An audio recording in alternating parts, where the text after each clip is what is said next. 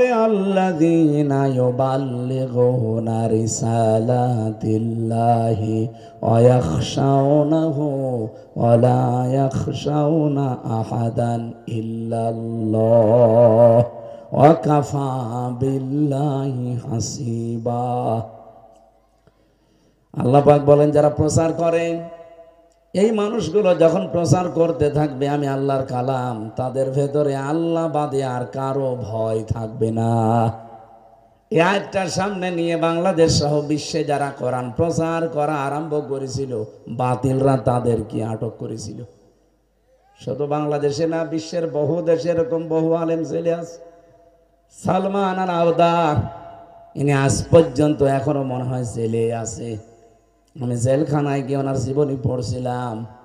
বহুত বড় আলেম, বাতিলরা তাকে জেলখানায় আটক করে রেখেছে। মাওলানা আব্বাস মাদানি 32 বছর জেলখানায়। মাওলানা সাইদি 13 বছর জেলখানায় থেকে ইমাম আবু হানিফার মতো শেষ পর্যন্ত ওরা বিষ দিয়ে ইঞ্জেকশন দিয়ে মেরেই ফেলেছে। মাওলানা মামুনুল হক জেল খেটেছে, আমির হামজাও জেলে ছিল। আপনি তাকান, যারাই কথা বলতো কোরআনের ভয়হীন দ্বিধাহীন ভাবে, তারাই কম বেশি জালেমের নশানলে ছিল। হয়তো কাউকে মেরে ফেলেছে, কাউকে আদামারা করে ফেলেছে, কাউকে অন্ধ প্রকোষ্ঠে রেখে দিয়েছে বছরের পর বছর, যেন টেনশনে মরে যায়। আমরা যেখানে রেখেছিল আমি দেখেছি, ওই অবস্থায় যদি মানুষকে একাধারে রেখে দেওয়া যায়, মানুষ এমনি টেনশনে মরে যাবে। 24টা ঘন্টা যদি আপনাকে একটা রুমের ভেতরে, তাও রুম কারে, এদিকে 3.5 হাত, এদিকে 1.5 হাত, এতটুকু একটা জায়গা, সামনে আবার টয়লেট দেওয়া আছে, কোনো জানালা দরজা দেওয়াল কিছু নেই। এরকম একটা মারাত্মক জায়গায় যদি আপনাকে দিনের পর বছরের পর একাধারে যোগাযোগ বিচ্ছিন্ন রেখে দেয়, খাবার দাবার তো মানের না, আপনি মারবে না কিন্তু আপনি নিজেই মরে যাবেন। কি বলতেছেন? আপনাকে মারা লাগবে না, আপনি নিজেই মরে যাবেন। কত রকমের রোগগুলো আমাদের শরীরে বাসা বেঁধেছিল, এখনো পর্যন্ত আমরা সুস্থ না। নওগাঁবাসী, যেটা আমি জানাতে চাই আপনাদের, বহু মানুষের ইতিহাস জীবনে পড়লাম। ইমাম আবু হানিফা রহমতুল্লাহ আলাইহি 8 বছর জেলে থাকার অবস্থায় তাকে বিষ দিয়ে মেরেই ফেলেছে। ইমাম আহমদ ইবনে হাম্বল রহমতুল্লাহ আলাইহি সে মানুষটাকেও জেলে রেখেছিল।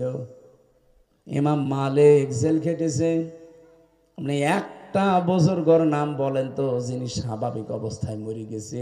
অধিকাংশ ছিল বাতিলের রসানলে আর জেলখানায় মরেছে। এখানে আমি কিতাবে পড়েছিলাম, ইমাম ইবনে তাইমিয়া রহমতুল্লাহ আলাইহি লিখেছেন, পৃথিবীতে যদি কেউ হক্কানি আলেম দেখতে চায়, 3 জায়গায় খোঁজ করলে তাদেরকে পাওয়া যাবে। 1 নম্বরে জালেমের জেলখানায়। এখনো তামাম দুনিয়ায় আপনি খোঁজ করবেন, নারী হোক আর পুরুষ হোক, জালেমের জেলখানায় যারা কোরআনের কারণে ইমানের কারণে আছে, এরা হক্কানি আলেম। 2 নম্বরে হক্কানি আলেম পাওয়া যায় জিহাদের ময়দানে। কোথায়? 3 নম্বরে হক্কানি আলেম পাওয়া যায় মাটির নিচে, তার মানে কবরে। এই 3টা জায়গা ছাড়া বাকি যেখানে আছে সেখানে বাতিলের কোনো টার্গেট নেই। কথা বুঝতেছেন? যে কথাটা পর্যন্ত নিয়ে আসতে চাই, আল্লাহ রাব্বুল আলামিনের কন্ট্রোলে যেহেতু সব কিছুই আছে, এ মাথাটার ভেতরে একটু মাঝে মাঝে লক্ষ্য করলে আপনি সেজদা দিতে বাধ্য হবেন।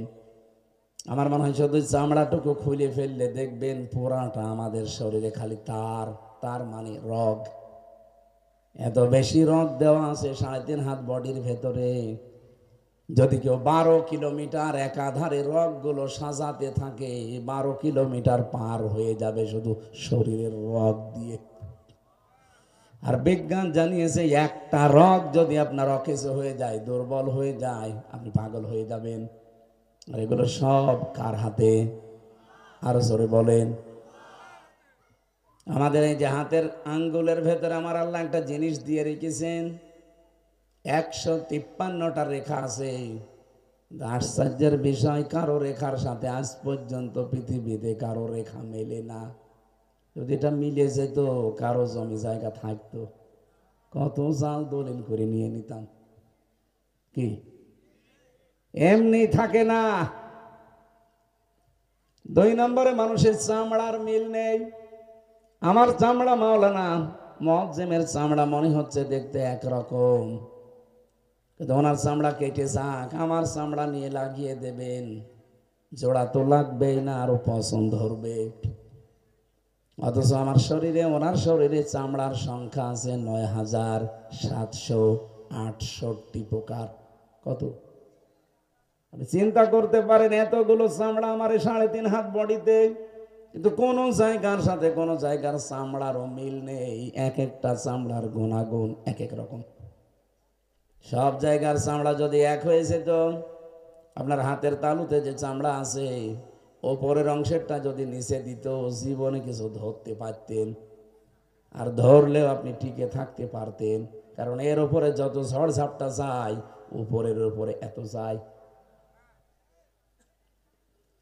শরীরের শুধু 2টা জায়গার চামড়ার হালকা মিল পেয়েছে বিজ্ঞান। একটা এই যে হাতের উল্টা পিঠ যেটা, আর কাঁধের ওপরে যে চামড়াটা আছে এইটা। এটা বিজ্ঞান প্রমাণ করেছিল ফ্রান্সের 3 জন বিজ্ঞানী একটা অজু দেখে। নদীতে পাশ দিয়ে যাবার সময় দেখে এক মুসলমান নদীতে অজু করছে।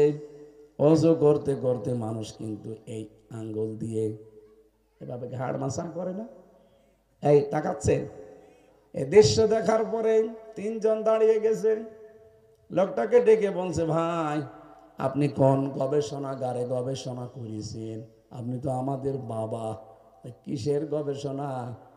আপনি এই যে এখানে হাত দিয়ে পানির যে ছোঁয়া দিলেন, এটা কোথায় পেয়েছেন এই তথ্য? আপনি মনে হয় আমাদের চাইতেও বেশি গবেষণা করেন। আমরা আজ 12 বছর একাধারে চামড়া নিয়ে গবেষণা করছিলাম, যে এক এক জায়গার চামড়া তো এক এক রকম, তো মিল আছে কোনটার দেখি। সর্বশেষ আমরা পেয়েছি এই হাতের উল্টা পিঠের চামড়া আর এই কাঁধের এই চামড়া একরকম। যদি কেউ 5 থেকে 6 বার দিনে রাতে 24 ঘন্টায় এখানকার পানি নিয়ে এখানে লাগাতে পারে, তাহলে তার এখানে যে রগগুলো আছে এগুলো সতেজ থাকবে, এগুলো অকেজ হবে না। আমরা 12 বছর গবেষণা করে করে এই তথ্যটা পেয়েছি, আর এসে দেখছি আপনি আগেই তথ্য বের করে ফেলেছেন, আপনি আমাদের বাপ। লোকটা বলছে, আমি গ্রাম্য মানুষ, বাপ না দাদা জানি না, তবে সিস্টেম আমার না, এ সিস্টেম আমার নবী 1500 বছর আগে আমারে শিখিয়েছে। এই জন্য একটা জায়গার চামড়া শুধু একটু আলাদা, একটু হালকা মিলে, তাছাড়া বাকি ৯,৭৬৮ প্রকারের চামড়া কোনোটা মিলছে না। আমি একটা আয়াত পেয়েছি এই তথ্যে, ওয়ালা তাজিরু ওয়াজিরাতু বিজরা উখরা। এই ভালো করে খেয়াল করেন, আল্লাহ পাক বলেন কেউ কারো বোঝা বহন করবে না। যদিও রাজশাহী, খুলনা এই 2-3 বিভাগের মানুষেরা অনেক সচেতন আছে, বিশেষ করে চট্টগ্রাম, সিলেট আর এই যে ময়মনসিংহ, এই 3 বিভাগের লোকের তো বিশ্বাসী যে বাবা ছাড়া পার হওয়া যাবে না। অনেকেই মনে করে যে বাবা আছে, আমার চিন্তা নেই, আর ওই বাবাগুলো ওদেরকে বোঝায় তোর কোনো টেনশন নেই, আমি কিয়ামতে তোরে পার করে দেব। পানির নিচে বাতি জলে, ঝড় বাতাসেও লেবে না, এমন বাবার মুরিদ আমি, নামাজ রোজাও লাগে না। কি বাবার মুরিদ হয়েছে দেখেছেন? একটু খেয়াল করে শুনবেন, আপনাকে আমি একটা তথ্য এখান থেকে দেব। আল্লাহ বলেন কেউ কারো বোঝা বহন করবে না, তার উৎকৃষ্ট প্রমাণ তোর চামড়া। তোর শরীরের চামড়া মুয়াজ্জিমের সাথে মেলে না, লাগিয়ে দিলেও পছন্দ ধরবে। হ্যাঁ, চামড়া যদি ভালো বানাতেই চান, তাহলে আমার শরীরের কোনো চামড়া এনে আমার এই কাটা জায়গায় লাগিয়ে দেবেন, ভালো হয়ে যাবে। কি কথা বুঝতেছেন? এই ঘুমিয়ে পড়লে কথা বুঝতেছে? ওনার চামড়ার সাথে আমারটা মিলছে না, দিলে পছন্দ ধরে যায়।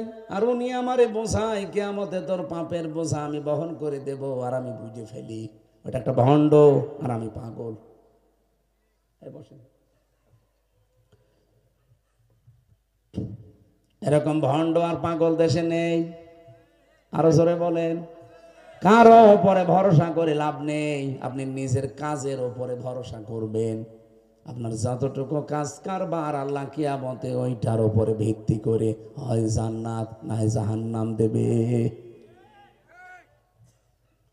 এর চাইতে আমি আর স্পষ্ট বলতে পারলাম না।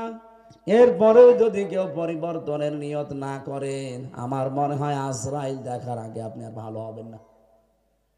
আপনি তো এখনো ভরসা করে আছেন না আমার বাবা আছে। কিসের বাবা আপনার? বলেন তো, বাবা বেশি হওয়া ভালো না খারাপ? যার বাবা বেশি তার জন্মের সমস্যা নেই। আপনার বাবা লাগে কয়টা? আমাদের আদি বাবা হযরতে আদম, জাতির বাবা হযরতে ইব্রাহিম, রোহানি বাবা মুহাম্মদুর রাসূলুল্লাহ, আর আসল বাবা যিনি জন্ম দিয়েছেন, এই চারটার বাইরে কোনো বাবা নেই। যা আছে সব নকল। কথা বলে না কেন?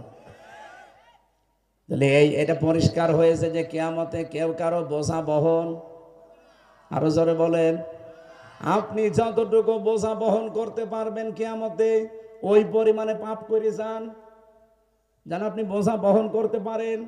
ঠিক আছে? হ্যাঁ, অবশ্যই ঠিক আছে। ও না বলছে, আলহামদুলিল্লাহ, এলাকার মানুষ সচেতন আছে। আমি আবার রিপিট করছি, যতটুকু পারবেন কিয়ামতের দিন বোঝা বহন করতে, এতে কতটুকু পাপ করে যান। কারো সুখের জন্যে, কারো আনন্দের জন্যে, কাউকে শান্তি রাখার জন্য জীবনে কোনো পাপ কাজে পা বাড়াবেন না। হ্যাঁ, আপনার অপরাধের জন্যে, আপনি যে বাম হাতের ইনকাম করেন, এই টাকা পয়সা অবৈধ, এগুলো ভোগ করার জন্য আপনার বউ, আপনার ছেলে মেয়ে, আপনার মা বাবা এক পায়ে খাড়া আছে। কি বলেন বলেন? কিন্তু এর দ্বারা যে গোনা হয়, পাপ হয়, কিয়ামতের দিন ওই বউ, ওই ছেলে মেয়ে, ওই মা বাবা আপনার একটা পাপ নিতে রাজি না। এইটার নাম দুনিয়া। আমাল হায়াতুদ দুনিয়া ইল্লা মাতাউল গুরুর। আল্লাহ পাক বলেন পৃথিবীর জমিনটা পুরা ধোঁকা, এমন কোন জিনিস নেই যে ধোঁকা নেই, প্রত্যেকটা। আপনি কি মনে করছেন মা বাবা আপনাকে ভালোবাসে? সব না, ভালোবাসে, তাদের স্বার্থ আছে। স্ত্রী আপনাকে ভালোবাসে, তাদের ভেতরেও স্বার্থ আছে। সন্তানাদি আপনাকে ভালোবাসে, স্বার্থ আছে। পৃথিবীতে স্বার্থ ছাড়া কেউ কাউকে ভালোবাসে না, বাসতেও পারে না। এজন্য কার পেছনে পড়ে আপনার বিশাল আখিরাত আপনি নষ্ট করছেন। আমার বউ আমাকে ভালোবাসে, আমি জানি, এটা আমি দেখিও। আল্লাহর কসম, আমি এই যে কোরআন শরীফ মাথায় নিয়ে বলতে পারি, এইটাই বাস্তব। আমি যদি এক্ষুনি মারা যাই, হয়তো আপনারা অ্যাম্বুলেন্সে করে পাঠিয়ে দেবেন কুষ্টিয়ায়। বউ আমার নাশ দেখে আশ্চর্য হয়ে কান্নাকাটি করবে, পাগল হয়ে যাবে, থামানো যাবে না তারে। রাতের বেলা যদি ওকে বলা হয় যে হামজারে পাহারা দাও, ও বলবে পাগল হয়ে গেছেন, রাতে জিন আসবে। পাহারা দিতে পারে, আরো 3-4 জন নিয়ে আসেন। এদিক ওদিক করে পাহারা যদিও দেয়, রাতটা শেষ হওয়ার পরে তাড়াতাড়ি বলবে এখানে রাখা যাবে না, বেশিক্ষণ মরা জিনিস রাখলে এখানে আবার আজরাইল চিনে ফেলবে, তাড়াতাড়ি মাটিতে দিয়ে দেন। 2-3 দিন একা আধারে খাওয়া দাওয়া দেখবেন প্রায় হাফ হয়ে গেছে, শুকিয়ে যাচ্ছে। 5-7 দিন পরে দেখবেন আস্তে আস্তে স্বাভাবিক হয়ে গেছে ম্যাডামে। খুব বেশি হলেও 4 মাস 10 দিনের ভেতর ওর বাবা ওর মা দুইজন মিলে আমার মা বাবাকে বলে কয়ে যেভাবে হোক নিয়ে চলে যাবে। বলবে 26 বছরের মেয়ে আর কতদিন রাখা যায়? 4 মাস 10 দিন তো হয়ে গেছে, দেন আমাদের মেয়ে, আমাদের দিয়ে দেন। ঠিক নিয়ে অন্য আর এক হামসার সাথে বিয়ে দিয়ে দেবে। কি সর্বোচ্চ 7 দিন তার সাথে সংসার যদি হয়, 7 দিন পরে বাবার কাছে কল দিয়ে বলবে, আব্বা কাজের মতো কাজ করেছেন, আগে যে জামাই ছিল ওর চাইতে এ জামাই আরো 100 গুণ ভালো। আমি একটু বেশি বলি নাই, আমার ম্যাডাম এইটাই করবে, আপনার বউ হয়তো না করতে পারে। যেহেতু এটা রেকর্ড হচ্ছে আজকে, আমার মনে হয় রাতে বাড়ি গেলে আমারও খবর আছে।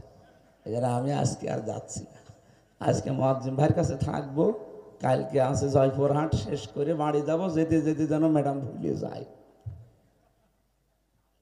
এইটা আমি হাসির খোরাকির জন্য বলি নাই, বলেন তো এটা বাস্তব কিনা? 100% বাস্তব এটা। কারণ এটা পৃথিবীর নেচার, এটাই পৃথিবীর নিয়ম। আপনি যতই ভালোবাসেন তাকে মানবে না, কারণ তার এখন 26 বছর বয়স, তারও যৌবন আছে, তারও সারা জীবন পড়ে আছে, তাকে পাহারা দেবে কে? চারিদিকে হিসাব করে তার বিয়ে দেয়া লাগবে, এইটাই ইসলাম। কিন্তু আমি তার সুখের জন্য, তার মুখে হাসির জন্য, আনন্দের জন্য ডান বাম দেখলাম না, বাবা শাহজালাল সব হালাল, গোনা যা হবে সব কিন্তু আমার হবে। কথা বলেন না কেন? গোনা যা হবে সব আমার হবে, একটা গোনার ভাগ আমার বউ নিতে রাজিও হবে না, আর উল্টা ফতোয়া দেবে, বিয়ে করেছেন আপনি, কি খাওয়াবেন আপনি জানেন, ওইটার একটা অপরাধের গোনাও আমি নিতে রাজি না। জেলখানায় আমার সাথে দেখা হয়েছিল ওসি প্রদীপ, প্রদীপ কুমার, নাম শোনেননি? ওই যে সিনহা হত্যা মামলার আসামি, গাজীপুরের কাশিমপুর কারাগারে যেদিন ওনারে নিয়ে আসলো, আমাকেও কি জানো জিজ্ঞাসা করার জন্য জেলারে ডাক দিয়েছে, যে দেখি ওই যে কেস টেবিল, যেটা যেখানে বিচার করে জেলখানার ভেতরে একটা বিচার বৈঠক আছে, ওই জায়গায় নিয়ে আমাদের দুইজনের সিট পাশাপাশি, ওনারা দেখেই তো আমি চিনে ফেলেছি। বললাম যে দাদা এখন কেমন লাগছে? কেমন লাগবে মানে, হুজুর আমি কিচ্ছু করিনি, আমার কোনো দোষ নেই, অথচ কত মানুষকে যে ক্রস দিয়েছে এই কক্সবাজারের টেকনাফে ওসি থাকাকালীন, ও জানে আর আল্লাহ জানে। এত মানুষকে দুনিয়া থেকে বিদায় করে দিয়েছে শুধু প্রমোশন পাওয়ার জন্য, কত হাজার কোটি টাকার মালিক হয়েছিল ওই শয়তান। পরবর্তীতে এই যে ওর বউ, তো এখন আর বউ নেই, কারণ এখন আর খোঁজ খবর নিতে গেলে তারও সমস্যা। 2 হাত দিয়ে কামাই করেছিল, কি করলেন আপনি? এখন তো সারা জীবন ফাঁসির কন্ডেম সেলে বসে কাটানো লাগবে, আর যদি মাফও হয় তাও কমপক্ষে 30 বছর জেল খাটা লাগবে। তারপরও তো হাসিনা থাকলে হয়তো, হাসিনা নেই, ও নেই, তার মানে দুনিয়ার জীবনটা ওর শেষ। এই হায়াত আর গরুর, হায়াতের দুনিয়ার পরে আল্লাহ গরুর শব্দটা দিয়েছেন। আমি গরুর নিয়ে চিন্তা করেছিলাম, আল্লাহ আমার মা বাবাও কি ধোকা, এটা কেমন কথা, এত কষ্ট করে পেটে বহন করেছে 10 মাস 10 দিন, ডেলিভারির কষ্ট সহ্য করতে গিয়ে 57 ইউনিট কষ্ট পেয়েছে আমার মা। কত? এই এদিকে তাকান, একটা মানুষকে সর্বোচ্চ 45 ইউনিট কষ্ট দিলে লোকটা মরে যাবে, অথচ আমার মা আমাকে পেটে নিয়ে দুনিয়ার মুখ দেখাতে গিয়ে 57 ইউনিট কষ্ট পেয়েছে। 2 বছর একাধারে আমাকে দুধ খাওয়িয়েছে রাত দিন মিলে। আমার এই ছোট্ট বাচ্চার বয়স এখন 5.5 মাস। ওর দিকে আমি মাঝে মাঝে দেখি রাতের বেলায়, যে রাত 3টা 4টায় বাড়ি যায়, ওর পেছনে যে শ্রম দেওয়া লাগে ওর মায়ের, মাঝে মাঝে আমার মনে হয় ওরা যদি আমার পেটে হতো, ওর আমি এক আষাঢ়ে মেরে ফেলতাম। সে রাত 8টা 9টা থেকে কান্না আরম্ভ করে, রাত 2টা 3টা 4টা পর্যন্ত ছাতা কেঁদেই যায়।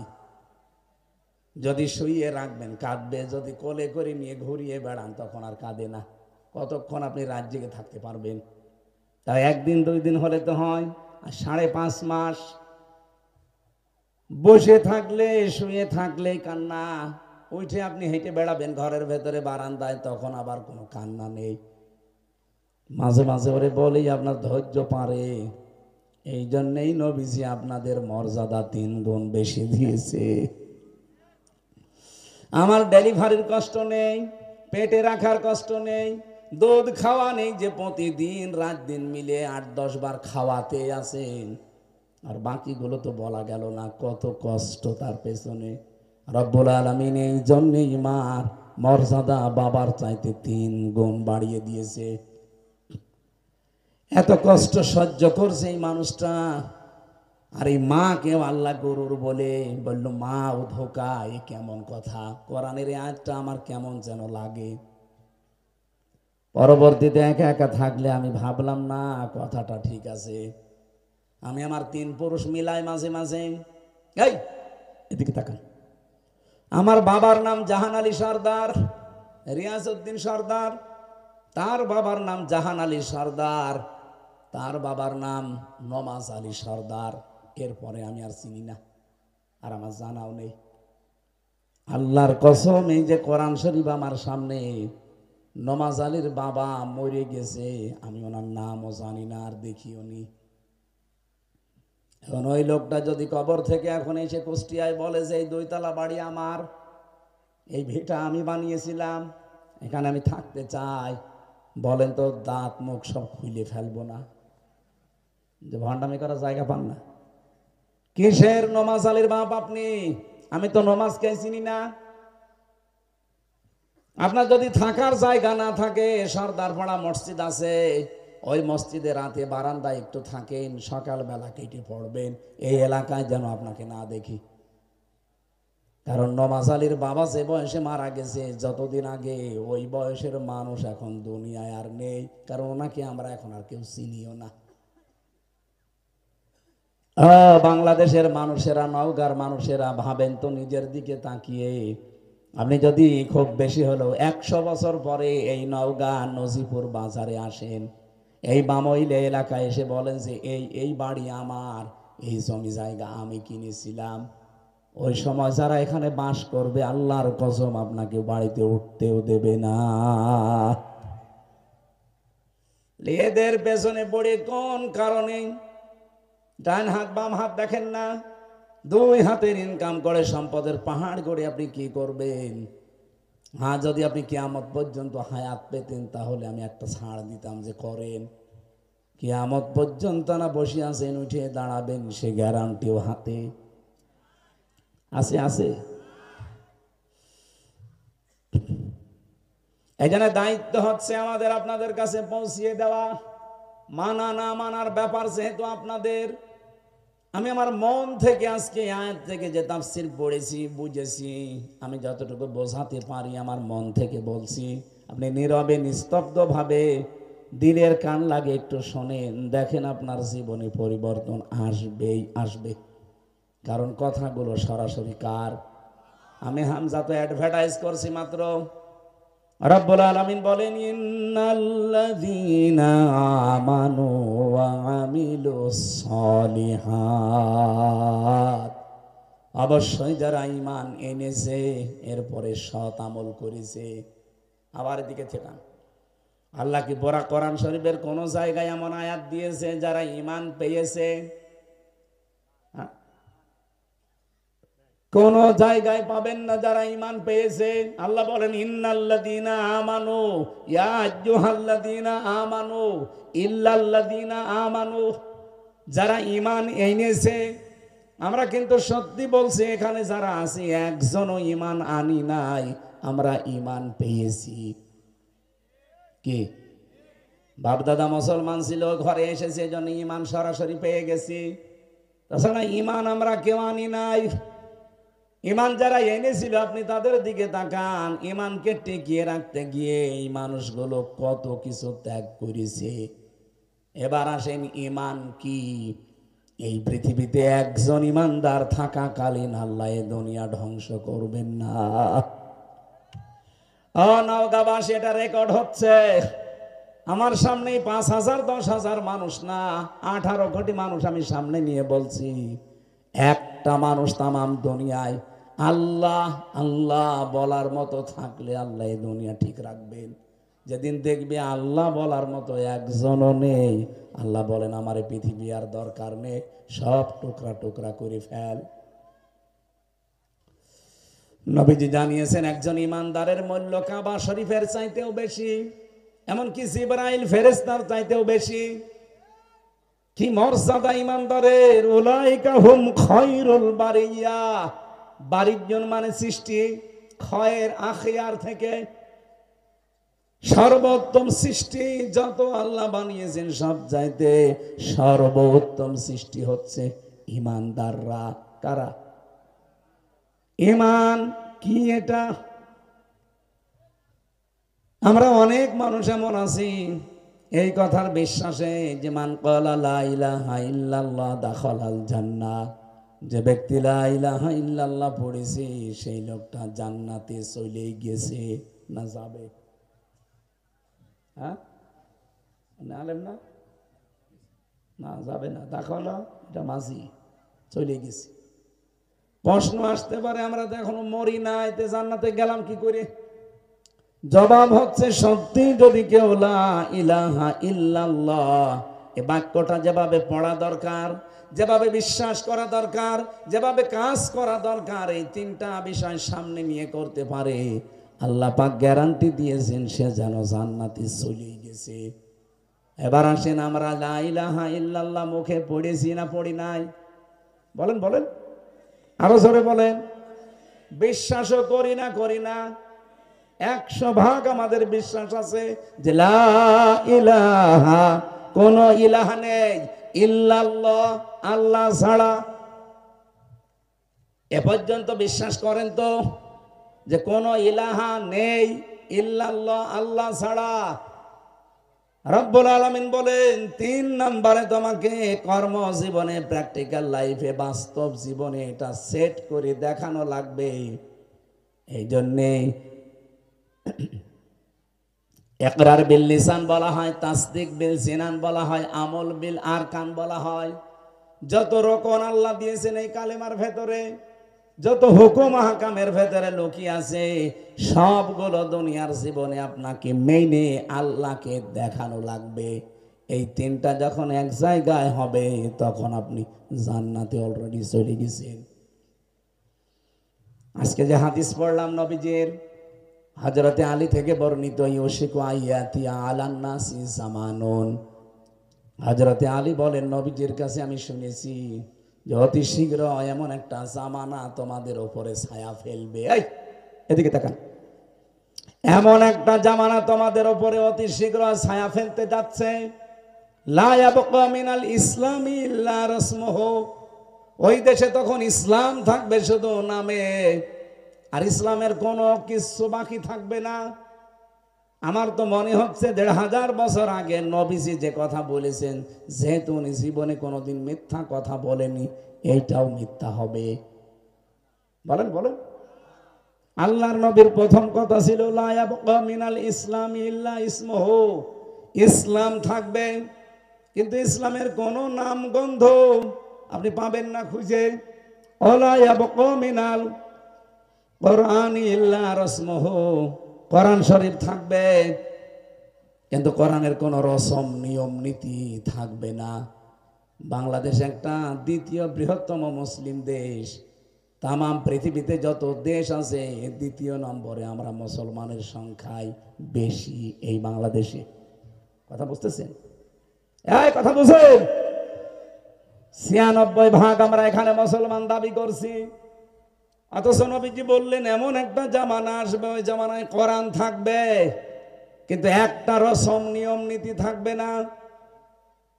বাংলাদেশের সাথে আমি মিলিয়ে দেখেছি, এদেশে 96% আমরা মুসলমান।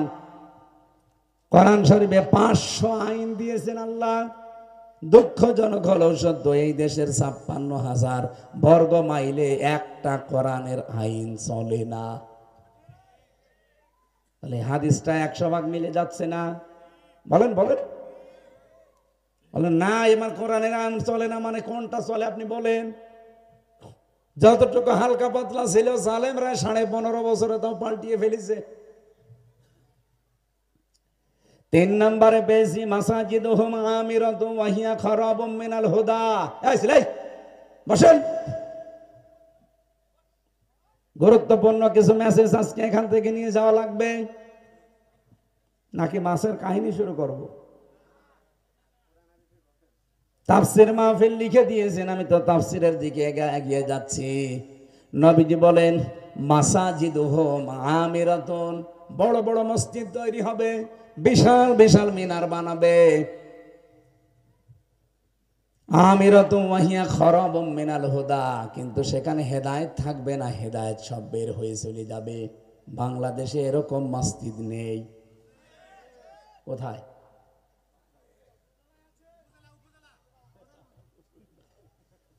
না না, এই হাদিসের ব্যাখ্যায় আমি পড়েছি মসজিদে ইমাম বেঈমান, মুয়াজ্জিন বেঈমান, মুসল্লি বেঈমান, অথচ পুরা মসজিদ ভরে যাবে, মসজিদ গুলো চকচক করবে। আমিরাতুন দিয়েছেন নবীজি। আমি তো হাদিসটা পড়ি আর মিলিয়ে দেখি বাংলাদেশের সাথে, মনে হয় এই মাত্র নবীজি ভুলে গেলেন। আপনি এটা পাবেন ঢাকা আলিয়া মাদ্রাসা, যেখানে বকশীবাজার, ওর পাশে দেখবেন একটা মসজিদ আছে কাদিয়ানীদের।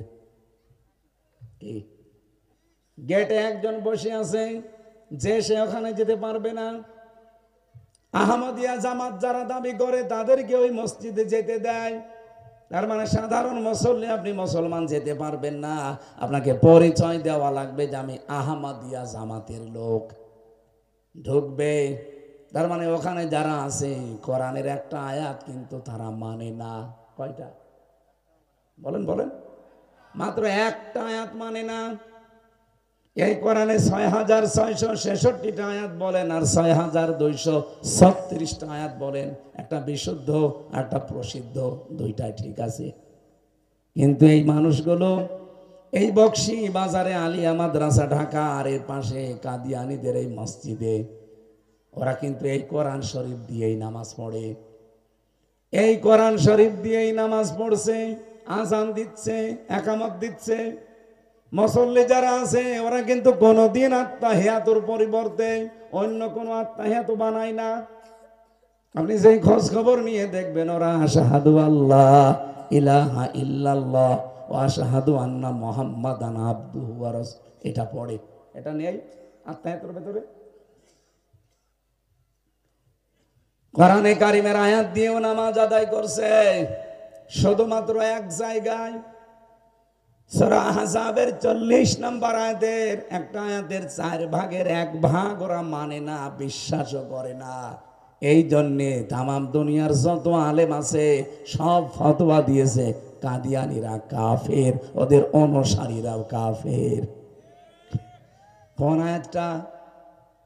মা কানা মুহাম্মাদুন আবা আহাদিম মির রিজালিকুম ওয়ালাকির রাসূলুল্লাহি ওয়া খাতামান নাবিয়্যিন। কত বড় আয়াত দেখেছেন। আল্লাহ পাক বলেন মুহাম্মদ সাল্লাল্লাহু আলাইহি সাল্লাম তোমাদের কোন অ্যাডাল্ট পুরুষের পিতা না। এখানে আল্লাহ সিবিয়ান দিতে পারতেন, না দিয়ে রেজাল্ট দিয়েছেন।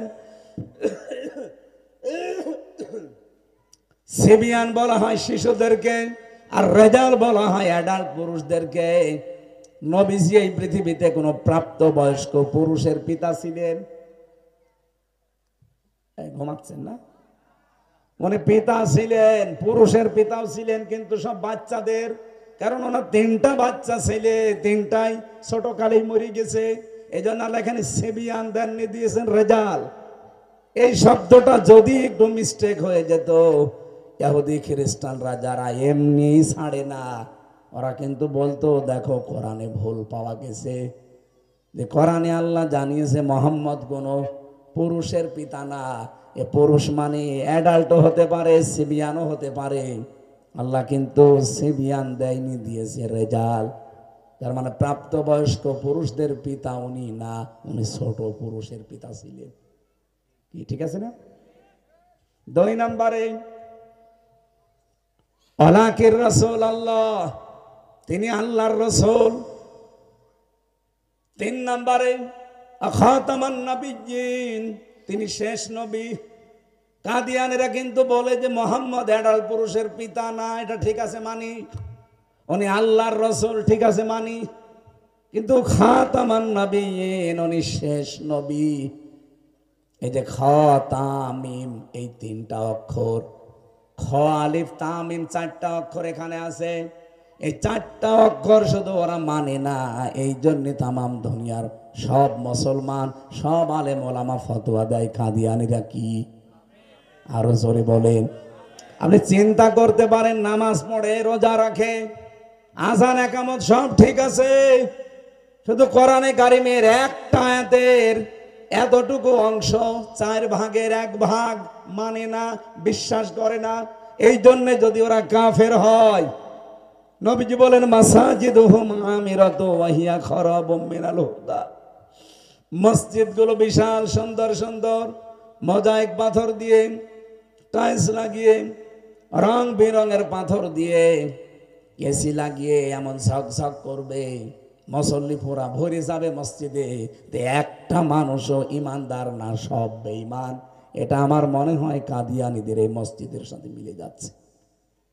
মসজিদ থেকে হেদায়েতের কথা বের হয়ে যাবে।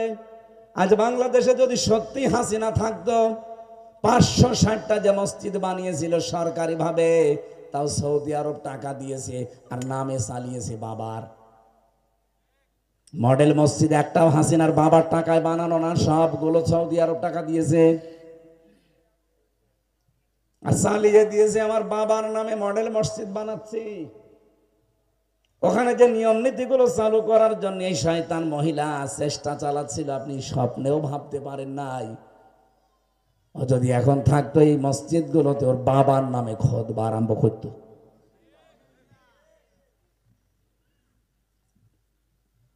খুতবার ভেতরে আপনি একজনের নামে দোয়া করতেই পারেন। আমি এটা কাবা শরীফের ইমামকেও শুনেছি, শহীদ জিয়াউর রহমানের নামে মসজিদে নামিরাতে উনি দোয়া করেছিলেন একবার, 16 সালে শুনেছিলাম।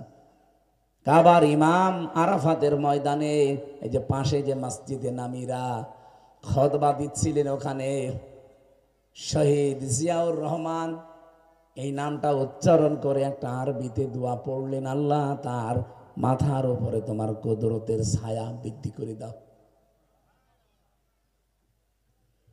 একটা কারণ দেখিয়েছে, ওই সময় তিনি আরবিতে কথাগুলো বলছিলেন, বাংলা অর্থ এইটা, লক্ষ লক্ষ মানুষকে নিম গাছের ছায়া দিয়ে এই লোকটা উপকার করেছে। এই মরুভূমির ভেতরে আরাফাতের ময়দানে হাজার হাজার লক্ষ লক্ষ নিম গাছ লাগিয়েছিল, যেটা শাজারাতুজ জিয়া বলা হয়। কে লাগিয়েছে? জিয়াউর রহমান। কাবার ইমাম ওই নাম ধরেই দোয়া করেছিলেন যে হাজারো মানুষের মাথার উপরে যিনি ছায়া দিলেন, আল্লাহ তুমি তার কুদরতের ছায়া তার মাথার উপরে দিও। আর মসজিদ বানিয়ে আপনি বাবার নামে খুতবা আরম্ভ করতেন। এরপরে খুতবাগুলো ইমাম সাহেবদেরকে লিখে লিখে পাঠাতেন যে এইভাবে বলা লাগবে। এই জন্যই তো খারাবুম মিনাল হুদা, নবীজি বলেন মসজিদগুলো ঝকমক করবে, দেখতে আকর্ষণীয় মনে হবে, কিন্তু হেদায়েতের একটা কথা সেখান থেকে বলা যাবে না, ওখান থেকে হেদায়েত আগেই বের হয়ে যাবে। উলামাউহুম শাররুম মিন তাহতি আদিমিস সামা, ওই দেশে আলেমরা ওই দেশের মানুষের কাছে সবচাইতে বড় ঘৃণার পাত্র হয়ে দাঁড়াবে। আর যেটা বাংলাদেশে আরম্ভ হয়েছিল, এই কথা বলে না কেন? আসমানের নিচে জমিনের উপরে ওই দেশের সবচাইতে ঘৃণিত মানুষদের তালিকা বানাবে ওই জালেমরা আলেমদেরকে। তাকান, আলেমদের নামে যে মামলাগুলো দেওয়া আরম্ভ করেছিল, আগামী 10 বছর এভাবে থাকলে আগামী প্রজন্ম আলেমদেরকে ধর্ষকই বলতো। মাওলানা মামুনুল হক ধর্ষণ করেছে, এই মামলা আপনারা দেন। মাওলানা সাইদি ধর্ষণ করেছে, এই মামলা আপনারা দেন। আরে ভাই, শয়তানও বিশ্বাস করে না। আরে ভাই, আমার মতো একটা ছোট মানুষ, আমি সাইদি সাহেবের তুলনায় কি তার পশমের তুললেও না। বলেন তো, এখন যদি কেউ বলেন যে আগস্টের 5 তারিখে দেশটা স্বাধীন হয়ে গেছে, 5, 6, 7 এই 3 দিন কোন সরকার ছিল?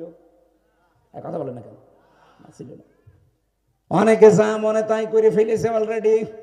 বাংলাদেশের বহু জেলাতে অনেক জালেমকে পিটিয়ে চৌরাস্তার সাথে টাঙিয়ে নিচ দিয়ে বাঁশ দিয়েছে। এটা আমাদের ঝিনাইদহের এক জায়গায় দেখেছি, আবার ছোট ঠ্যাং কেটে ফেলেছে।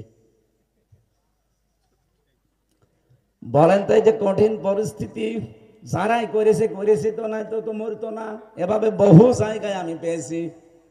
এখন যদি কেউ এই মুহূর্তে আপনাদের কাছে বলে যে আমির হামজাও এই স্বাধীনতা যুদ্ধে, যে আগস্টের 24-এ যেটা গেল, এই যুদ্ধেও মানুষের বাড়ি ঘরে আগুন লাগিয়েছে, মানুষের মেয়েদেরকে নিয়ে ধর্ষণ করেছে, বিশ্বাস করবেন?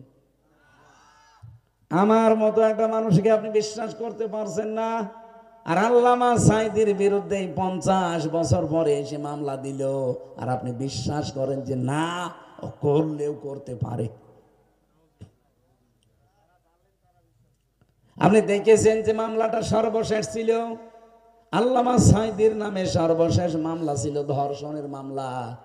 একটা মহিলাকে পিরোজপুর থেকে সাজিয়ে লিখিয়ে পড়িয়ে নিয়ে এসেছিল মুখস্থ করিয়ে।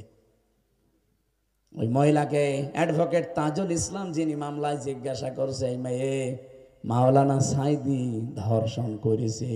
বলছে জি হ্যাঁ। তোমার ডেট অফ বার্থ কত, জন্ম তারিখ? আমি 1975 সালে জন্মগ্রহণ করেছি।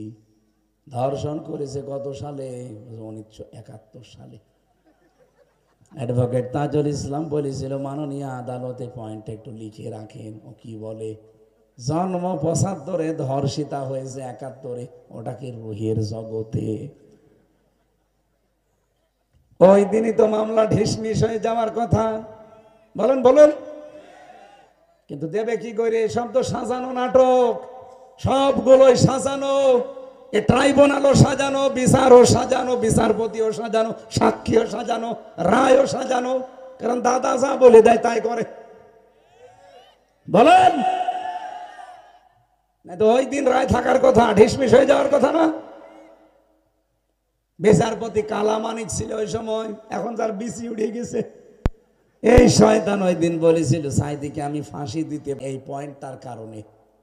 কারণ জন্ম 75-এ, ধর্ষিতা হয়েছে 71-এ, এ সাথে আমি রায় দেব কি করে? কিন্তু আমার জীবনে আফসোস যে আমি সাঈদীকে ফাঁসি দিতে পারলাম না। বলেন নাউজুবিল্লাহ। এই জন্য এই ট্রাইব্যুনালের মাধ্যমে যত মানুষ বিদায় নিয়েছে সবগুলো শহীদ। শহীদ আল্লামা দেলাওয়ার হোসাইন সাঈদী, শহীদ মীর কাসেম আলী, শহীদ আব্দুল কাদের মোল্লা, শহীদ মাওলানা মতিয়ার রহমান নিজামী, শহীদ কামরুজ্জামান, শহীদ আলী আহসান মুজাহিদ, শহীদ ওই যে চট্টগ্রামের যেটা সালাউদ্দিন, হ্যাঁ সালাউদ্দিন কাদের চৌধুরী। একটাকে আমি শহীদ বলতে না বলে পারি না, কারণ প্রত্যেকে জালেমের জুলুমের শিকার। এখনো জিন্দা শহীদ জেলখানায়, আজ 14 বছর পচতেছে, ওনাকেও জিন্দা শহীদ বলা হয়। জনাব এটিএম আজহারুল ইসলাম। এখনো পর্যন্ত কিছু জালেমদের দোসর আছে, বিশেষ করে মুনাফিক বলি আমি তাদেরকে। এই শয়তানগুলো কথা তুলছে যে উনি সাজাপ্রাপ্ত, এই জন্য ওনাকে জামিন দেওয়া হচ্ছে না। আপনি মানুষ, আপনি নিজেও জানেন যে হাসিনার হিংসার বশবর্তী হয়ে রাগ করে তাদেরকে এই কাজটা করেছে, ওদের জীবন শেষ করে দিয়েছে। কারণ হাসিনার রাগ যার ওপরে, তার জীবনই শেষ। সরঞ্জিত বাবু বলেছিল না যে বাঘে ধরলে ছাড়ে, হাসিনা ধরলে। ও যার উপরে চোখ পড়েছে তার এই দুনিয়া থেকে শেষ করে দিয়েছে। আমার উপরে হালকা চোখ পড়েছিল, আমারও 3 বছর খেয়ে ফেলেছে।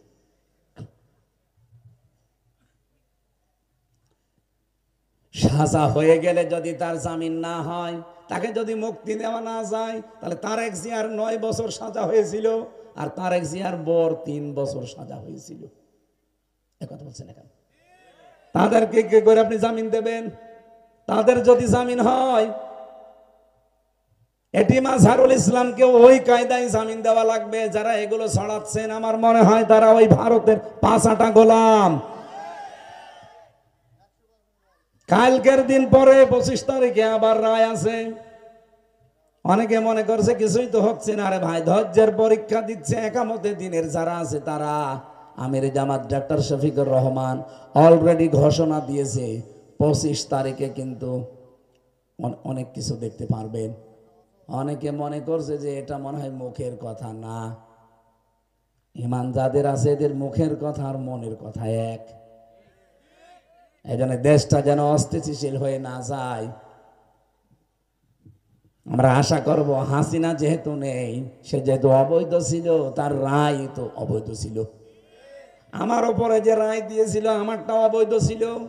এজন্য আমি আগস্টের 5 তারিখের পরে শুধু মামলা তুলতে দেরি, যে মামলা 3 বছর জামিন দেয়নি 30 বার তুলেছিলাম কোর্টে, সিএমএম কোর্ট, জজ কোর্ট, হাইকোর্ট মিলে একবারও জামিন দেয়নি। অথচ এটা শুধু সিএমএম কোর্টে তুলতে দেরি, শুধু জামিন না, আমার একেবারে খালাস দিয়ে দিয়েছে। কারণ বিচারপতি বলছে আমরা কি দেখে বিচার করবো, এর ভেতরে কোনো মাল নেই। তাহলে এই 3 বছরের ভেতরে কোনো মাল ছিল বলেন? উনি এইটাই বলতো, হুজুর আমার কিছু করার ছিল না, আমার হাত বাঁধা ছিল, আমাকে যা বলে দিত আমি তাই করেছি। আমার 164 নিয়েছিল যে লোকটা ম্যাজিস্ট্রেট, ওর নাম মনে হয় মামুন, এরকম একটা নাম হবে, কারণ ওই যে ঘরের উপরে লেখা থাকে কক্ষে। এই লোকটা এত বাটপারি করেছে আমার সাথে, 10-12টা পয়েন্টও নিজে লিখেছে জামাত ইসলামের বিরুদ্ধে, দেশের বিরুদ্ধে। আমি আকিস গ্রুপে চাকরি করতাম, আকিস গ্রুপের বিরুদ্ধে এত কড়া কড়া নিকৃষ্ট ভাষা দিয়ে লিখেছে, আমারে পড়তেও দেয়নি। বলছে আপনার ছোট মেয়েটা, আপনার বউ, আপনার মা বাবা নিচে কান্নাকাটি করছে, আপনি শুধু সই করে চলে যান, কয়দিন পরে ছাড়া পেয়ে যাবেন। আমি তখন 164 বুঝতাম না, সই করে দিয়ে পরে এসে শুনছি ও সব কিছু শেষ করে দিয়েছে। ওটা নাকি আমার মুখের জবানবন্দি, অথচ একটা কথাও আমার না। ওই শয়তানকে আমি 3 মাস পরে জেলে থেকে দেখি ভেতরে ঘুরতেছে। ডাক দিলাম, কি আপনি এখানে? হুজুর আমার বউ যৌতুকের মামলা দিয়েছে। ঠিক করিস শয়তান, তুই আমার জীবনটা নষ্ট করলি কোন কারণে? জানি শুনি আমাকে ধোকা দিলি যে আপনার কোনো অসুবিধা নেই, আমারে পড়তেও দিলি না, আজকে তোর বউ মামলা দিয়েছে, এখন জেল খাট, কেমন লাগে দেখ। হুজুর বরদোয়া দিয়েন না। তো বরদোয়া দেওয়া লাগবে না, এমনি বরদোয়া চলে আসতেছে, কথা বলে না কেন? কয়দিন আগে মামলার আয়ও কল দিয়ে বলছো, হুজুর কিছু মনে করেন না, যা হয় হয়ে গেছে, আমারে মাফ করে দিয়েন। মাফ তো করবো, আগে টাকা ফেরত দিন। হ্যাঁ, আপনি 3 বছরে আমার বাবার কাছ থেকে কত লক্ষ টাকা নিয়েছেন, আকিস গ্রুপ থেকে 32 লাখ টাকা নিয়েছেন। ওই যে গাড়িটা চড়তাম ওরা দিয়েছিল, ওই গাড়িটা পর্যন্ত 1,25,00,000, 1.25 কোটি টাকা দাম আপনারা নিয়ে নিয়েছেন। আর দমে দমে এসে টাকা নিতেই থাকেন। আকিস গ্রুপের মালিক আমারে বলছিল, হুজুর আমি ফিরাফ হয়ে গেলাম, 2-5 দিন পরে এসে মনে হয় যে আমার কাছে টাকা পাই, বলে 10 লাখ দেন, 20 লাখ দেন। যেহেতু হাসিনা ওই সময় ছিল, বাধ্য হয়ে 10-20 দিতেই থাকতাম। আপনাকে শুধু চাকরি দিয়েছিলাম এখানে, অথচ আপনার জন্য কত কোটি টাকা আমার যে খরচ হয়ে গেছে এই শয়তানদের পেছনে। আর আমার বাবাকে ধোকা দিয়ে বলেছিল, আপনার ছেলেকে কিন্তু 50টা মামলা দেব, তাড়াতাড়ি এক্ষুনি 10 লাখ টাকা পাঠান। বাবা তো গ্রাম্য মানুষ, কৃষক, এদিক ওদিককে হাত মাত দিয়ে মানুষের কাছে ধার ধর করে বলছেন নেন, মামলা দিয়েন না। ও শয়তানরা টাকাও নিয়েছে, পরের দিন আবার মামলাও দিয়েছে। তাহলে মামলা তো সহজ মামলা দে না, দিয়েছে আনসারুল্লাহ বাংলা টিমের প্রধান। আমি ও সাতাশে কি আমি জানি না। এই দেশে আজ জঙ্গি নাটক সাজিয়ে দেশটাকে আবার অস্থিতিশীল করার চেষ্টা আছে হাসিনা।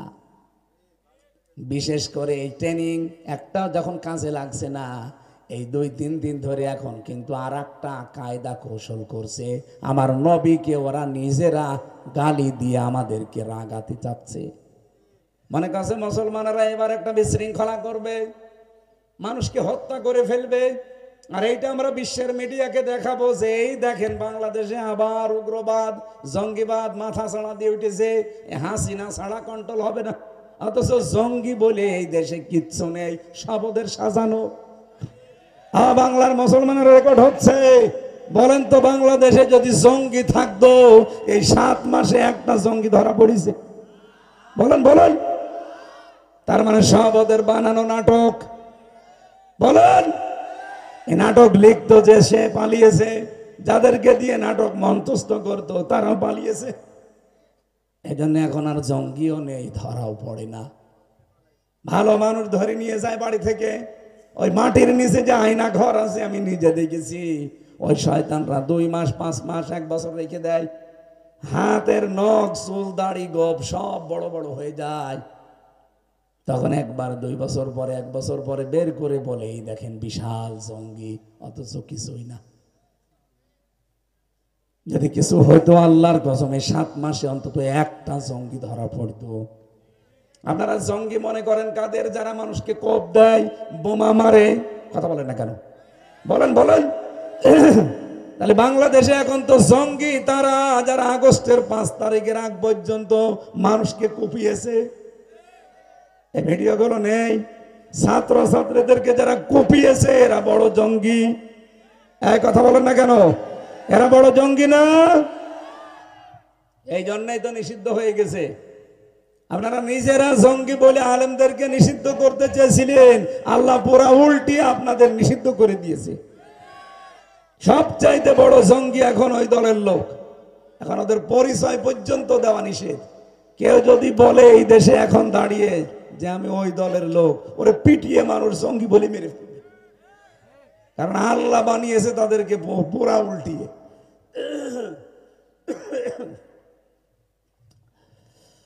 নওগাঁবাসী,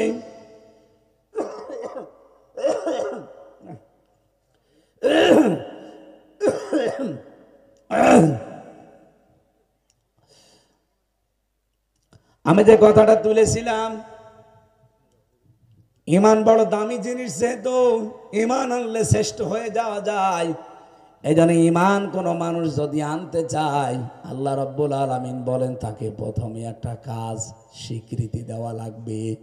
এখানে যারা ইমানের দাবি করছেন, দেখেন তো আপনি ওই কাজ করেছেন কিনা। এদিকে তাকান। ফামান ইয়াকফুর বিত-তাগুতি ওয়া ইউমিন বিল্লাহ ফাকাদ ইসতামসাকা বিল উরওয়াতিল ওয়াসকা লা ইনফিসামা লাহা। সূরা বাকারা 2 নম্বর পারা 3 নম্বর পারার 1ম নম্বর পৃষ্ঠার 13 নম্বর লাইনের 256 নম্বর আয়াতের মাঝের অংশে আছে। আল্লাহ বলেন, কেউ যদি ঈমান আনতে চায় তার প্রথম কাজ তাগুতকে অস্বীকার করা লাগবে। এখানে যারা বসে আছেন, রেকর্ডও শুনছেন, তাদেরকে বলছি, আপনি মিলান আপনার ঈমানের সাথে আয়াতটা। আল্লাহর ঘোষণা, হামজার বাবার কথা না। ঈমান আনতে হলে আপনাকে আগে তাগুত ছেড়ে দেওয়া লাগবে, অস্বীকার করা লাগবে। বলেন বলেন। যদি তাগুত ছেড়ে দিয়ে ঈমানের দাবি করতে পারেন, লাং ফিসামা লাহা, জীবনও ঈমান ছিড়বে না, নষ্ট হবে না, ধ্বংস হবে না। আপনি কে ঈমান এনেছেন তাগুত ছেড়ে দিয়ে না তাগুতের সাথে রেখে? তাগুতের যত অর্থ আছে, 1 নম্বরে অর্থ হচ্ছে নিজে আল্লাহর আইন মানে না, অন্য কেউ মানবে, মানতেও দিতে চায় না। কথা বলে না কেন? বাংলাদেশে তাগুত নেই। আপনি ঈমানের দাবি করছেন, আপনি নিজেই বলেন আপনার ঈমান আছে, আপনার ঈমান আনা হয়েছে। আল্লাহ বলছেন আগে তাগুত ছেড়ে দে। যারা আল্লাহর আইন মানে না, কেউ মানবে, সেই মানতেও দিতে চায় না, এরকম কোন সম্পর্ক থাকলে কাট কর, ছেড়ে দে, অস্বীকার কর, এরপরে বল আমি ঈমানদার। কি কথা বলেন না কেন? আপনি বিয়ে করে ধুয়ে চলে গেছেন সৌদি আরবে 5 বছর, 5 বছরের ভেতরে বাড়ি আসেন না। আপনাকে আপনার দাদা দাদি, আপনার শ্বশুর শাশুড়ি, বউ বারবার খবর দিচ্ছে যে আর কতদিন, বাড়ি আসো। বলছে না আমি যাব না। তালাক দিয়ে দেন, আমি অন্য জায়গায় বিয়ে করবো। বলছে না, দেব না। তালাকও দেবেন না, বাড়িও আসবেন না। আপনি বলেন তো, এই বউ কি আপনার কাছে আর জোর করে হলেও থাকবে? কারণ আপনার স্ত্রীর অধিকার আছে। ও কোর্টের মাধ্যমে আপনার থেকে মুক্তি হয়ে তালাক নিয়ে 4 মাস 10 দিন পরে, 3 মাস 10 দিন পরে অন্য জায়গায় সে বিয়ে করতে পারবে না? পারবে না? কথা বোঝেন এ পর্যন্ত? আপনি ইমানের দাবি করছেন, কি করে করেন আপনি? আপনি তো এখনো মানুষের তৈরি করা আইন যারা কায়েম করতে চান তাদের পেছনে থাকেন, তাদের সাথে মিছিলে যান, মিটিং করেন, তাদের দল করেন, তাদেরকে ভোট দেন। আপনার তো ইমানই আনা হয়নি। এ পর্যন্ত যদি না বোঝার ভান করে থাকেন, এদিকে আসেন, কানের নিচে এমন জোরে দুইটা দেব, সব বুঝে ফেলবেন। হুজুর আমি বুঝি না। আরে ভাই, আপনার ইমানই তো আনা হয়নি। আপনি তগুতের সাথে সম্পর্ক রেখে ইমানের দাবি করেন কোন কারণে? আগে তগুত ছেড়ে দেন। আপনার বউ যেমন আপনার থেকে মুক্তি নিয়ে আর এক জায়গায় বিয়ে করলে বিয়ে জায়েজ হয়ে যাবে, হবে না? বলেন বলেন। আপনি যদি সত্যি ইমানের দাবি করেন, আগে কিন্তু তগুত ছাড়াই লাগবে। আর তগুতের প্রথম অর্থ ওই মানুষের তৈরি করা আইন নিজে মানে না, আল্লাহকে মানতেও দিতে চায় না। বাংলাদেশে এরকম শক্তি নেই। বলেন বলেন, এরকম দলও নেই। যদি থাকে ওইগুলো আগে ছাড়বেন, অস্বীকার করবেন, ওদের সাথে সম্পর্ক কাট, এরপরে বলবেন লা ইলাহা ইল্লাল্লাহ। আল্লাহ বলেন ফাকাদ ইসতামসাকা বিল উরওয়াতিল ওয়াসকা, এইটা কখনো ছিড়বে না। এজন্য বাংলাদেশে যারা তগুত ছেড়ে দিয়ে ইমানের দাবি করে, আপনি তাকান তাদের দিকে।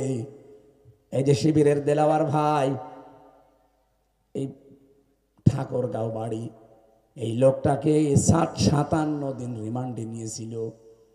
তার গরম করে তার লজ্জাস্থানে ঢুকিয়েছে। আমি নিজে তো সাক্ষী। ওনাকে যারা পিটিয়েছে, ফুটবলের মতো লাথিয়েছে, সেই অফিসার আমারও রিমান্ডে ছিল। আমার এসে বলছিল যে দেলাওয়ারকে আমরা ফুটবলের মতো লাথি দিয়েছি। তার গরম করে ওর লজ্জাস্থানে ঢুকিয়েছি। অজ্ঞান হয়ে গেছে, তার পুরুষাঙ্গ পর্যন্ত নষ্ট হয়ে গিয়েছিল। পরবর্তীতে চিকিৎসার মাধ্যমে আল্লাহ আবার ফেরত দিয়েছে। 57 দিন রিমান্ডে, বছরের পরে বছর ছেলে। অথচ জালেমরা এক চুলও তাকে তার আদর্শ থেকে, ঈমান থেকে নলাতে পারেনি। আপনি যদি ঈমান আনতে পারেন ওইভাবে তগুত ছেড়ে দিয়ে, তামাম দুনিয়া একদিকে, আপনি একা থাকবেন একদিকে, তাও আপনাকে টলাতে পারবে না। আর যদি তগুতের সাথে মিশে ঈমান আনেন, ওই যে ঈমান এনেছিল মাওলানা রুহুল আমিন, নৌকা মার্কায় দাঁড়ায়, বায়তুল মোকাররমের সাবেক খতিব, নাম শোনেননি? আপনার কি বিবেক মরে গিয়েছিল যে আপনি আর মার্কা পাননি, নৌকা মার্কায় দাঁড়ালেন? হ্যাঁ, আর তারে আপনি ফতোয়া দিয়ে দিলেন যে উনি কওমি জননী, অথচ তার হাতে এখনো পর্যন্ত হেফাজতের আলেম ওলামার রক্ত লেগে আছে। হ্যাঁ, কথা বলেন না কেন? স্বামী স্ত্রীর সম্পর্ক তৈরি করে দেশটা বিক্রি করে দিয়েছে। দেশের কিছু আছে, যাবার সময় 14টা ব্রিফকেস নিয়ে গেছে এই মহিলা। 14টা ব্রিফকেসের ভেতরে শুধু মাটি আর ছাই ছিল, সব মাল। যাওয়ার সময় একটা কথা কাউকে বলে নাই, শুধু পাইলটকে বলেছে। উঠেছে ব্রিফকেস, হ্যাঁ ম্যাডাম চলো। কাওয়া কাকে কেউ বলে গেল যে কাওয়া চলে গেলাম। আমার নাম্বারটাও জোগাড় করে বলতে পারতো না যে হামজা 3 বছর জেল খাটালাম, কিছু মনে করো না, মাফ করে দিও, চলে গেলাম। শয়তান তাও বলেনি, চলে গেছে পালি। দেশটা ফোকলা করে দিয়ে গেছে। কোটি কোটি টাকা পাচার করে বেগম পাড়া, সাহেব পাড়া বানিয়েছে। শুধুমাত্র পাবনা রূপপুর থেকে ওনার ছোট বোন ৭৬,০০০ না ৮৬,০০০ কোটি টাকা মারিং কাটি করেছে। একটা বোন, ওর ছোট বোন না রেহানা, একটা প্রতিষ্ঠান থেকে যদি ৮৬,০০০ কোটি টাকা মারিং কাটিং হয়, বাকি জায়গার যে কি অবস্থা বলতে পারেন আপনি? পদ্মা সেতু বানিয়েছে। কিসের পদ্মা সেতু? যে টাকা খরচ করেছে ওরকম 4টা বানানো যেত। ওখান থেকে শুধু মারিং কাটিং হয়েছে। প্রতি বছরে ৪২,০০০ কোটি টাকা পাচার হয়েছে দেশ থেকে। এক ইসলামী ব্যাংক থেকে প্রায় ৭৫,০০০ কোটি টাকা ওখান থেকে ওরা নিয়েছে।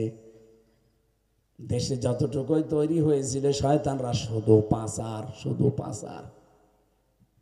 এই জন্য কোনোদিন সংসদে চোরের আইন ওরা পাশ করেনি। কোরআনে কারিমে আল্লাহ দিয়েছে চুরি করলে হাত কেটে দাও। যদি সত্যি এটা সংসদে কায়েম থাকতো, আওয়ামী লীগের একজনেরও হাত থাকার কথা না।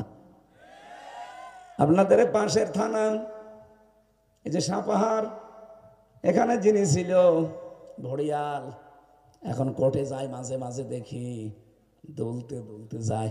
আমার মনে হয় ওর পেটের ভেতরে শুধু ব্রিজ আর কালভার্ট আর রাস্তা। দায়িত্ব নিয়েছিল খাদ্যমন্ত্রী, শুধু খেয়েছে। কথা বলছে না কেন? শুধু খাওয়া ছাড়া ওর কাজ কি? পৃথিবীতে যারা বেশি বেশি খায় দেখবেন দুইটা জিনিস বড় বড় হয়, একটা হচ্ছে পেট আর একটা মোষ। এত বড় বড় পেট হয়, মহিলারা লজ্জা পায় যে ছেলে মেয়ে হয় আমাদের আর পেট হয় ওর। কি পেট গো! আখেরি ভুড়ি। কোলাকুলি করতে যাবেন জীবন ও তার সাথে আপনি বুক পাবেন না। সাধন চন্দ্র মজুমদারের সাথে জীবনে যদি কেউ কোলাকুলি করতেছে ওর বুক পেয়েছেন, আগে ধাক্কা লাগবে ভুড়িতে। কি বলেন না কেন? আমি তো নিজে কয়েকদিন দেখছি তারে, কারণ আমি যাই আমার মামলার হাজিরা দিতে, ওই শয়তানকে দেখি দুলতে দুলতে আসতেছে।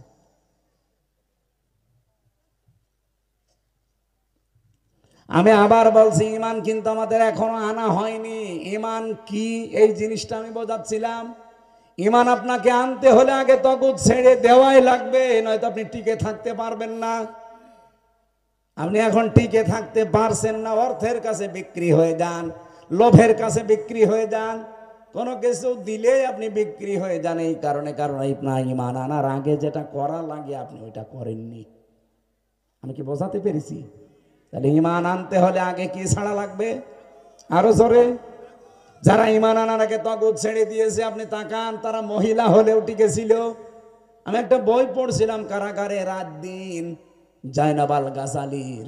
একটা মেয়ে লোকের ইমান যে এত শক্ত হতে পারে, 7 বার পড়েছিলাম বইটা আমি ভেতরে। মাঝে মাঝেই মনে হয়তো আল্লাহ, একটা মহিলা এত শক্ত ইমান আনতে পারে। আমাদের আর একজন মুসলিম বোন ডক্টর হাফেজা আফিয়া সিদ্দিকা, জালেমদের কারাগারে কত বছর বন্দী ছিল। তার ইমানকে একজন মেয়ে লোকের ইমান আপনি চিন্তা করতে পারেন? এমন কোন দিন নেই এই কাফেররা আমার এই বোনকে 20-25 জন মিলে ধর্ষণ করে নাই, তার শরীরটা শেষ করে দিয়েছে, কিন্তু ইমান থেকে তাকে এক চুল নড়াতে পারে না। হযরতে আসিয়ার হাতের ভেতরে, মাথার ভেতরে, পায়ের ভেতরে পেরেক লাগিয়েছিল ফেরাউন, এক চুল নড়াতে পারে নাই তাকে। রব্বুল আলামিন তার ইমানের উপরে খুশি হয়ে জান্নাতে ঘর বানিয়ে সেই ঘর ওনার সামনে তুলে ধরেছে যে এই যে জান্নাত। হযরতে আসিয়া বলেছিলেন, রব্বুল আলামিন, জান্নাত না, তুমি আমার জন্য একটা ঘর তৈরি করে দিও যেখানে বসলেই তোমারে দেখা যায়। সম্মানিতা মা বোনেরা, ইমানের উপরে কিন্তু টিকে থাকা লাগবে। আমি আর একজন মহিলার জীবনী পড়েছি, হযরতে খাদিজাতুল কুবরা। হযরতে আসিয়া তো জান্নাত চেয়েছিলেন আল্লাহর কাছে, একটা ঘর বানিয়ে দাও। আর খাদিজার জন্য আল্লাহ নিজে ঘর বানিয়ে তারপরে পাঠিয়ে দিয়েছেন জিবরাইলকে দিয়ে। ঘর নিজে বানিয়েছেন, জিবরাইলকে বলেছে যা আমার আসিয়া, আমার খাদিজাকে সালাম দেবে আর বলবে ঘর আল্লাহ তোমার জন্য বানিয়েছে অলরেডি। অথচ খাদিজাতুল কুবরা জীবনে এক ওয়াক্ত নামাজ পড়েননি, একটা রোজা রাখেননি, একটা বার হজ করেননি, একটা টাকা যাকাতও দেননি, জীবনে একদিনও পর্দায় থাকেননি। কারণ এই বিধানগুলো নাজিল হয়েছে সব তার ইন্তেকালের পরে।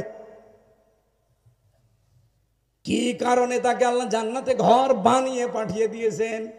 আমি তার পুরা জীবনী পড়ে একটা কারণ পেয়েছি, কারণ তিনি সব সময় স্বামীর পেছনে শ্রম দিতেন। তার জীবন যৌবন অর্থ সম্পদ যা আল্লাহ দিয়েছে সব আল্লাহ এই মহিলা তার স্বামীর জন্য দিয়েছিলেন। আল্লাহ পাক এত বেশি খুশি হয়েছেন এই মেয়েটার উপরে, এই স্বামীর কারণে রব্বুল আলামিন নিজে জান্নাতে ঘর বানিয়ে তার জন্য পাঠিয়ে দিয়েছেন। মা বোন যারা এসেছেন, শুধু নামাজ পড়ে, শুধু এই রমজানের রোজা রেখে, শুধু কালো বোরকা পরে জীবনও জান্নাতে যেতে পারবেন না। স্বামী যদি জায়েজ কাজে আপনার উপরে নারাজ থাকে, আপনার জন্য জান্নাত হারাম। কথা বলে না কেন? এই জন্য স্বামীর মন মতো চলবেন যদি এটা ইসলামের নিয়মে হয়। আর ইসলামের বহির্ভূত কোনো কাজের আদেশ দিলে স্বামী না, স্বামীর বাপ দিলেও মানা যাবে না। এই জন্য আশা করছি আপনারা এই বিষয়টার সামনে খুব খেয়াল রাখবেন, কারণ হাজারো স্বামী আজ মানসিক রোগী হয়ে যাচ্ছে শুধু স্ত্রীর খারাপ ব্যবহারের কারণে। এরকম স্বামী এখানে নেই? কারা আছেন হাত তোলেন তো। না, এই এলাকা ভালো আছে আলহামদুলিল্লাহ। সম্মানিত মা বোনেরা, আপনাদের কপাল ভালো, একজন স্বামী হাত তোলে নাই। ভয়ে কিনা জানি না, ভয়ে ভয়ে।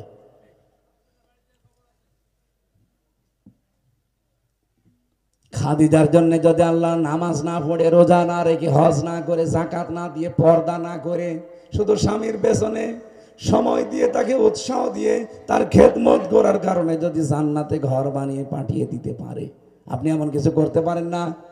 স্বামী যদি আপনার জন্য বাইরে থাকে, ও যদি দিনের কাজে, ইসলামের কাজে, মানবতার কাজ করে বেড়ায়, আপনি পেছন দরজা দিয়ে তাকে সাপোর্ট দেবেন, সময় দেবেন, উৎসাহ দেবেন, আপনি খাদিজাতুল কুবরার সাথে জান্নাতে যেতে পারবেন। মেয়েদের আল্লাহ যেন খাদিজার মতো বানিয়ে দেয়, বলেন আমিন।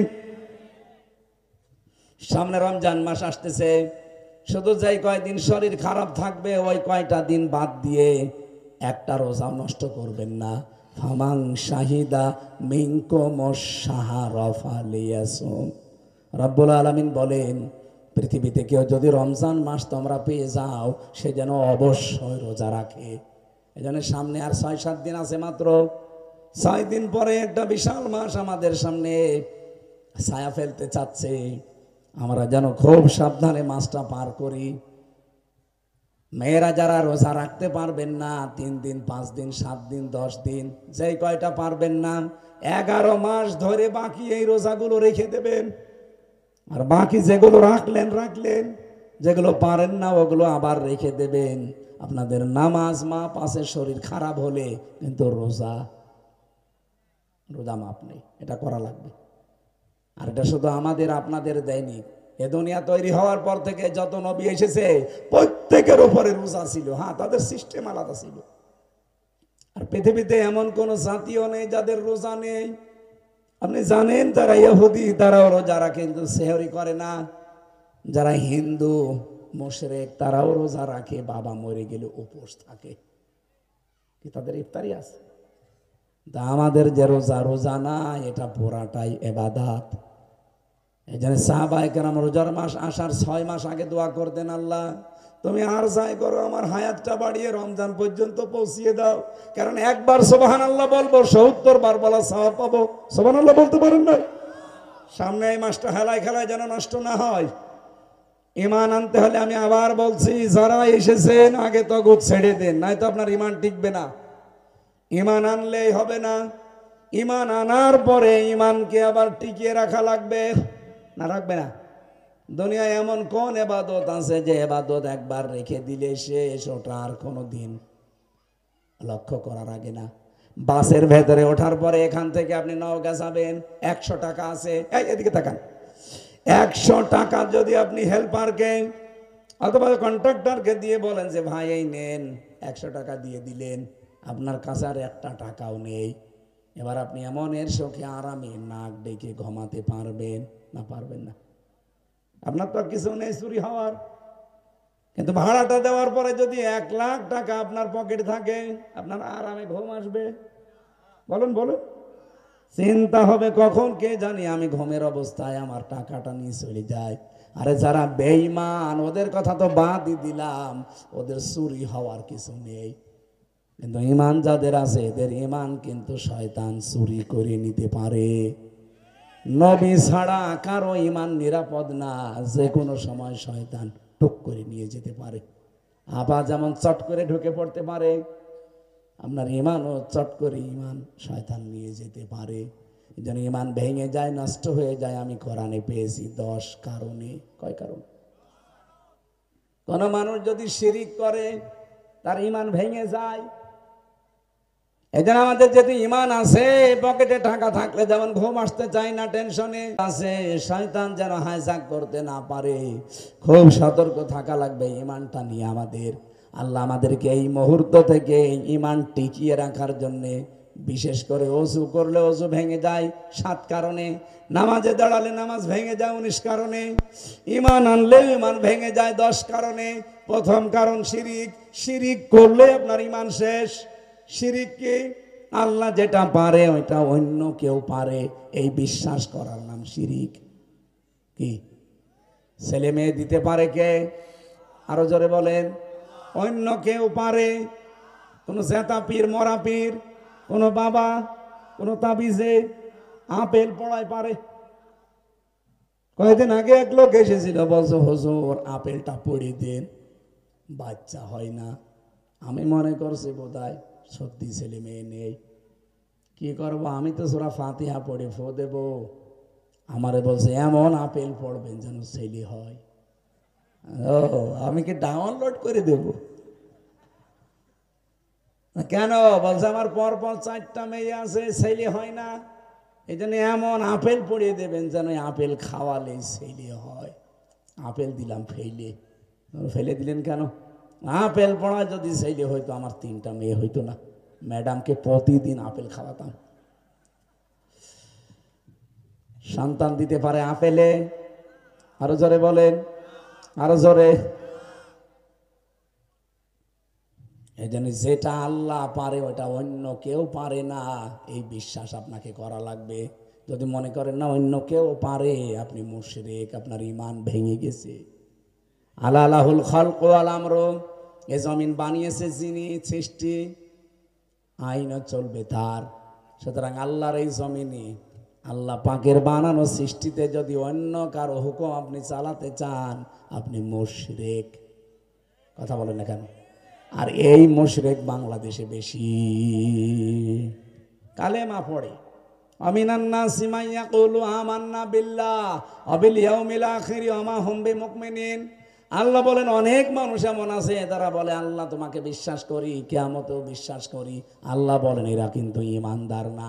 সেই ঈমানদার বাংলাদেশে বেশি। কি? কালেমা পড়েছি আমি ঈমানদার না, তাহলে গিরিশচন্দ্র সেনও কালেমা পড়েছিল। কারণ তাফসীর লেখার সময় আয়াতটা পড়েছিল ফালাম আন্নাহু লা ইলাহা ইল্লাল্লাহ। সূরা মুহাম্মাদের আয়াত পড়ে না, ও না পড়লে তাফসীর করলো কি দিয়ে? আব্দুল্লাহ বিন উবাই নবীর হাতে কালেমা পড়েছিল, কিন্তু লোকটা মুনাফিক। লোকটা কি?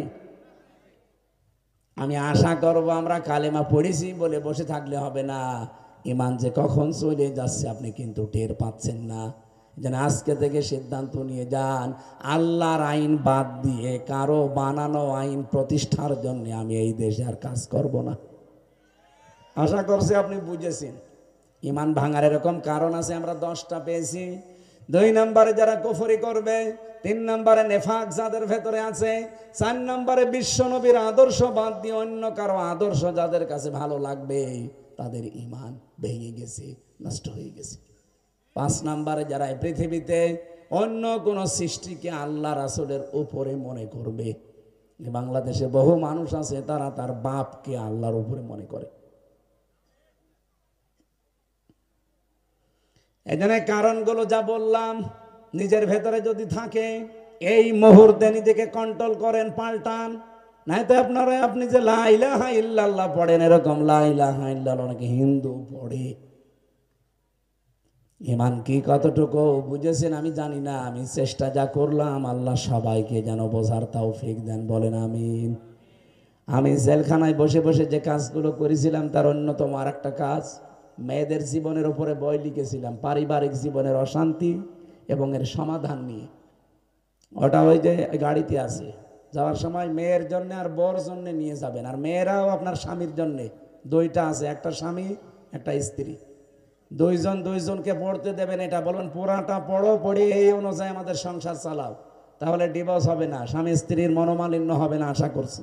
আল্লাহ আমাদের তৌফিক দিন, আমিন। আজকের মতো কণ্ঠ এবং অনেক শারীরিক অসুস্থতা নিয়ে 1 ঘন্টা 40 মিনিট বলেছি। আগামীতে আবার কথা বলবো ইনশাআল্লাহ। আল্লাহুম্মা আমিন। লা ইলাহা ইল্লা আনতা সুবহানাকা ইন্নী কুনতু মিনাজ জালিমিন।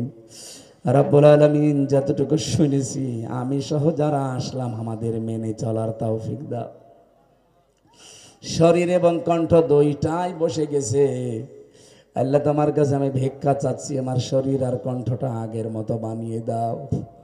আগে যেভাবে কোরআনে কারিমের কথা ফোর্স নিয়ে বলতাম দারাজ গলায়, আল্লাহ আমার কণ্ঠটা শরীরটা আগের মতো আবার বানিয়ে দাও। জালেমরা 3টা বছরে এমন কোনো টর্চার নেই যা আমার এই শরীরের উপরে করে নাই। আমার শরীরটাকে ধ্বংস করে দিয়েছে। ওইদা মারিদ তো ফাহুয়া ইয়াশফিন, আমি যখন অসুস্থ হই তুমি তো আমাকে শেফা দান করো, মেহেরবানি করে তুমি আমাকে শেফায়ে কামেলা আজেলা দাও। আমার মুয়াজ্জিম ভাই বহুদিন অসুস্থ, আল্লাহ তুমি মেহেরবানি করে তার সুস্থতা দিয়ে দাও। রব্বুল আলামিন, তোমার একজন বান্দা, সে একজন আলেম, কোরআনের হাফেজ, আল্লাহ তার ছোট ছোট 2টা সন্তানও আছে, তার স্ত্রীকে এক বয়সে তুমি বিধবা করে দিও না, তাকে আবার তুমি সুস্থতা দিয়ে হায়াতে তাজ্জিবা সিহাতে কল্যাণ নসিব করো। এ মাহফিলের সম্মানিত সভাপতি জনাব আব্দুল খালেক, তুমি তোমার এই গোলামকে মঞ্জুর করো। মাহফিলের প্রধান অতিথিকে মঞ্জুর করো। মাওলানা হোসাইন মাহফুজ, হাফেজ আবু বকর সিদ্দিক, তানভীর সহ যত মানুষ আমরা আমিন আমিন করছি, খালি হাতে ফেরত দিও না। সম্মানিত মা বোন যারা অসুস্থ তাদেরকে শেফা দাও। এমনও রোগ দিয়েছো যা মানুষের কাছে বলাও যায় না, মেহেরবানি করে আমাদেরকে শেফায়ে কামেলা আজেলা নসিব করো। অনেক কন্যা দায়গ্রস্ত আছে, তাদেরকে সৎ পাত্রের ব্যবস্থা করে দাও। যাদের জীবনে অভাব আছে, পরিবারে স্বামী স্ত্রীর মিল নেই, আল্লাহ তুমি মহাব্বত পয়দা করে দাও। যাদের সন্তানের চাকরি নেই, কর্মজীবন নেই, একটা জায়েজ কর্মজীবন তৈরি করে দাও। 54 বছর তো দেখলাম মানুষের তৈরি করা আইন দিয়ে কি হয়, সামনে তোমার আইন দিয়ে বাংলাদেশ চললে কেমন দেখা যায়, ওটা আমরা দেখতে চাই। রব্বুল আলামিন 56,000 বর্গ মাইলকে তুমি কোরআনের হাতে তুলে দাও। প্রশাসনের যে ভাইগুলো আজকে এসেছে দায়িত্ব পালন করেছে, তাদেরকে তুমি কবুল করো।